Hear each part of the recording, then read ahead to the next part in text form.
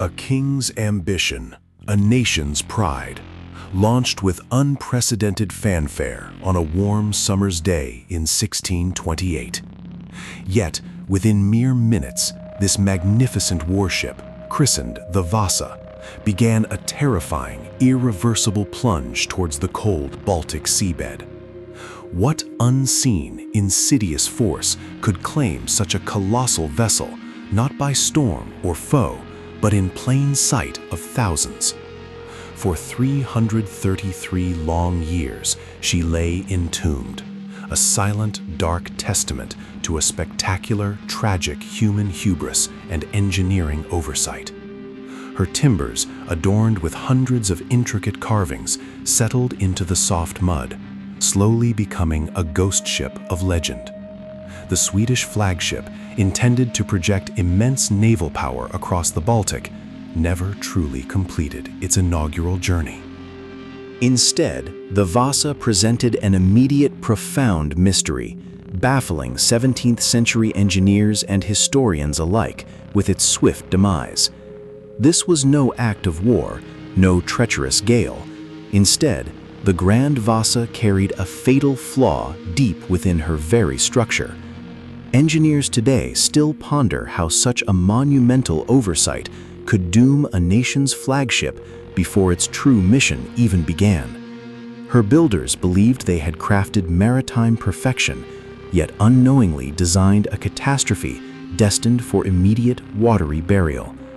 Sweden, under King Gustavus Adolphus, sought to dominate the region, requiring a formidable navy spearheaded by such powerful, imposing vessels. The king himself demanded a heavily armed warship laden with 64 bronze cannons, towering impressively above the surrounding waves. Naval architects faced immense pressure, tasked with combining unparalleled firepower and majestic height in an untested hull design. They grappled with conflicting requirements, a narrow keel for speed, but immense weight from the numerous heavy gun decks above. The fatal compromise resulted in a hull too narrow with insufficient ballast, creating an inherent recipe for catastrophic instability. She was a top-heavy behemoth, precariously balanced, waiting for the slightest provocation to reveal her profound, deadly weakness. Her lower gun ports, sitting dangerously close to the waterline, became critical points of vulnerability, easily breached by passing waves. The maiden voyage began with joyous fanfare, colorful flags snapping in a gentle August breeze, a majestic spectacle for all to behold. Thousands of cheering Stockholm citizens lined the quays, witnessing what they believed would be the triumphant dawn of Swedish naval supremacy. The ship sailed barely 1,300 meters past the island of Beckholmen, a mere fraction of the journey intended for her imposing stature. Then, a sudden, deceptively gentle gust of wind caught her immense sails, initiating a terrifying, irreversible list to portside. Water immediately poured into the dangerously low open gun ports with horrifying speed, overwhelming the crew's desperate attempts to save her. Panic erupted as the grand warship tilted further, taking its hopeful crew and the king's ambitious dreams swiftly beneath the waves. 30 souls perished in the frigid depths, their lives abruptly ended by a ship that promised glory but delivered only disaster. The unthinkable had happened. A symbol of national power had sunk on its very first outing, within sight of its own shipyard. Early salvage attempts proved futile. The technology of the era simply could not raise such a massive, intact, sunken vessel. Divers using primitive methods managed to retrieve some of the valuable bronze cannons, but the enormous wooden hull remained stubbornly submerged. The ambitious recovery project was soon abandoned, the Vasa slowly receding from memory, becoming a forgotten ghost beneath the cold Stockholm waters. Her spectacular story, initially a national tragedy, slowly faded into obscure historical footnotes, an embarrassing chapter for the crown. Centuries passed, and the incredible, unique conditions of the Baltic Sea worked their silent, miraculous magic upon the sunken ship. The Baltic's brackish waters, unusually low in salt, created an environment entirely inhospitable to destructive shipworms like Teredo nivalis. These voracious marine borers, prevalent in open oceans, would have utterly devoured the Vasa's wooden timbers within a matter of decades. Furthermore, the deep seabed around Stockholm was virtually anoxic, starving oxygen-loving bacteria that would typically devour organic material.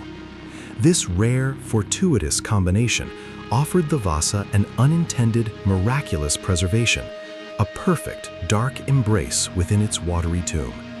It became a colossal time capsule, holding 17th century secrets, awaiting rediscovery by a future generation with advanced technology.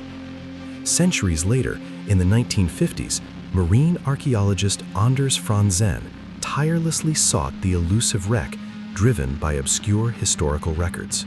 His unwavering persistence, fueled by years of research, finally located the Vasa's timbers, deep within the murky, cold seabed.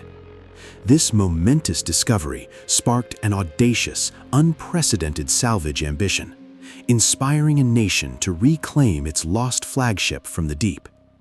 Raising a ship nearly 333 years old, intact from the depths, was a monumental engineering challenge previously deemed utterly impossible. Divers spent years meticulously digging tunnels beneath the hull, threading massive steel cables to prepare for the gargantuan lift. On April 24, 1961, the Vasa finally broke the surface, heralded by cheers, spray, and the dawning realization of her historical significance. The raising revealed not just a ship, but a frozen moment in time, a complete, poignant snapshot of 17th century naval life. Thousands upon thousands of incredible artifacts emerged: clothing, tools, coins, even untouched barrels of butter, paint, and strong rum. The preserved human remains of 15 individuals offered poignant, personal insights into the lives of those who perished that fateful day. Their bones and possessions told stories, giving faces and names to the tragedy, connecting us intimately to this distant past. The ship's intricate carvings depicting mythological figures and Roman emperors were astonishingly well preserved, vibrant beneath the grime. Every detail, from the wooden pegs to the cannon carriages, presented an unparalleled window into early modern shipbuilding techniques. Scientists immediately began the painstaking process of preservation, a multi-decade project to ensure the Vasa's continued survival above water. The waterlogged timbers required careful treatment, being saturated with polyethylene glycol for years to prevent drying and catastrophic cracking. Modern forensic analysis continues to unlock the Vasa's secrets, employing cutting-edge techniques to understand her profound stability issues. Computer simulations meticulously reconstruct her catastrophic final moments, offering invaluable lessons in naval architecture and engineering integrity. This sunken flagship remains a living laboratory, perpetually teaching us about physics, history, and human ambition's inherent perils. Her structure reveals compromises made under pressure, a stark reminder of the often unseen complexities behind grand, ambitious projects. The Vasa stands as a testament to both extraordinary craftsmanship and a fundamental, tragic misunderstanding of basic hydrodynamics. She became a pivotal case study, fundamentally altering how naval architects design and test ships for safety and stability. The ship's story serves as a profound cautionary tale, echoing across centuries, warning against unchecked hubris and design flaws. Today, within her dedicated museum in Stockholm, the Vasa stands majestic yet vulnerable, a silent, breathtaking monument to engineering and human fallibility. She whispers tales of a bygone era, of immense ambition and fatal flaws, reminding us of the unforgiving power of the ocean. Her ghostly presence, reclaimed from the deep, continues to ask profound questions about our understanding of the natural world. The Vasa is more than a wreck. She is a preserved moment, a grand failure offering endless insights into history and science.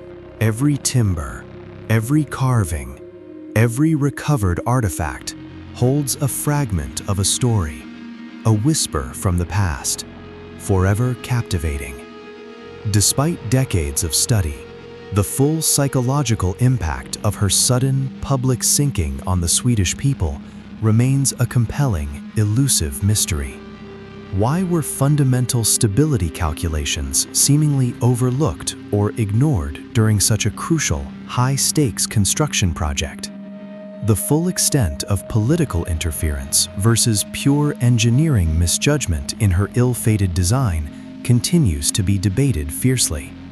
Though raised and meticulously preserved, the Vasa's deepest, most human mysteries continue to beckon, echoing from the cold, dark depths of history. This magnificent wreck reminds us that even humanity's greatest feats can harbor unforeseen, catastrophic weaknesses lurking beneath the surface.